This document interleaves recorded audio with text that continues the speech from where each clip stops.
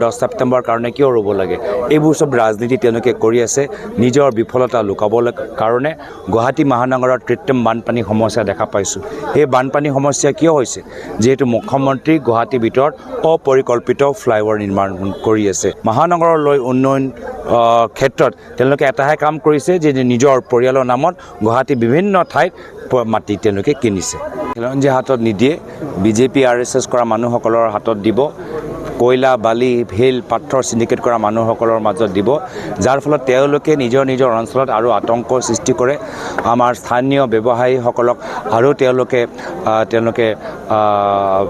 কি কয় তেওঁলোকক মাজত ভয় সৃষ্টি কৰে আৰু এনে ধৰণৰ আৰু যে ভুৱা এনকাউণ্টাৰ যি ভুৱা এনকাউণ্টাৰৰ নীতি অলপ দিন আগতে সুপ্ৰিম কোৰ্টৰ পৰা আমি ৰায় পালোঁ য'ত অসম চৰকাৰক যথেষ্ট গৰিহণা দিছে আগন্তুক দিনতো এনে ধৰণৰ ভুৱা এনকাউণ্টাৰ হোৱাটো আৰু সুবিধা পাব এনেকুৱা এটা পৰিস্থিতি তেওঁলোকে সৃষ্টি কৰিছে নিন্দনীয় গৰিহণাযোগ্য আৰু বৰ্তমান মুখ্যমন্ত্ৰী নিজৰ ব্যৰ্থতা স্বীকাৰ কৰি বাস্তৱতে এই নীতিটো ঘূৰাই লৈ যাব লাগে মুখ্যমন্ত্ৰী আজি চিন্তিত আৰু সেইকাৰণে আজিৰ তাৰিখত সাংবাদিকসকলকো তেওঁলোকে আজি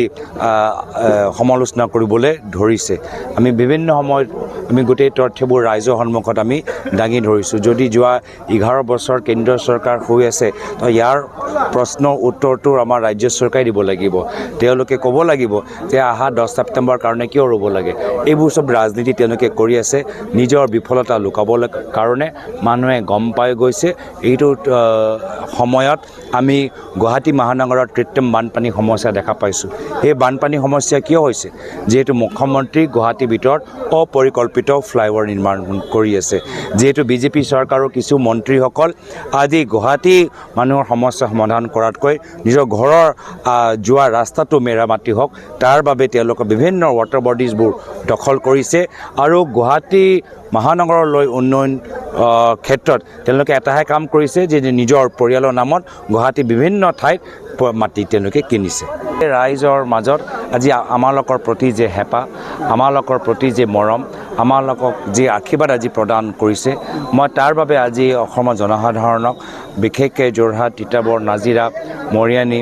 আৰু আমাৰ শিৱসাগৰৰ ৰাইজক মই নিজৰ মৰম যাচিছোঁ কৃতজ্ঞতা জ্ঞাপন কৰিছোঁ আজি এই তাৰিখত দলৰ নেতৃত্বৰ পৰা যি আমি সঁহাৰি পাইছোঁ আমি এটা নতুন টীম এটা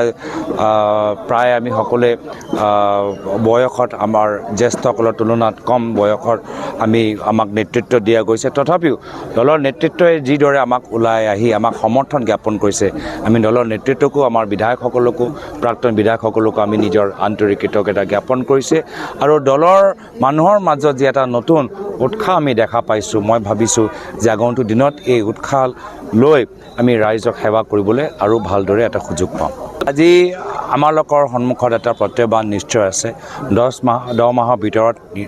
বিধানসভা নিৰ্বাচন সমাগত প্ৰত্যেক নিৰ্বাচন ব্যক্তিগতভাৱে মই জটিল নিৰ্বাচন দৰে মই স্বীকাৰ কৰোঁ তাৰপিছত আমি নিজৰ তৈয়াৰীটো আৰু ভালদৰে কৰিবলৈ চেষ্টা কৰোঁ আৰু সেইকাৰণে এটা নতুন ৰাজনৈতিক যাত্ৰা কৰাৰ আগত আমি দুয়োগৰাকী মহান ব্যক্তিৰ প্ৰতি আমি আজি শ্ৰদ্ধা নিবেদন কৰিছোঁ প্ৰথমতে আমাৰ প্ৰয়াত প্ৰাক্তন মুখ্যমন্ত্ৰী হিতেশ্বৰ শইকীয়াৰ প্ৰতি আমি শ্ৰদ্ধা নিবেদন কৰিছোঁ লগতে ইয়াৰ পূৰ্বে তিতাবৰত গৈ প্ৰয়াত প্ৰাক্তন মুখ্যমন্ত্ৰী তৰুণ গগৈদেৱৰ প্ৰতি আমি শ্ৰদ্ধা নিবেদন কৰি এই দুয়োগৰাকী মহান ব্যক্তিৰ ৰাজনৈতিক যাত্ৰা সুঁৱৰি আমি প্ৰেৰণা পাই আমি ৰাইজৰ মাজত দুইগুণ উৎসাহেৰে আমি কাম কৰিবলৈ আগবাঢ়ি যামগৈ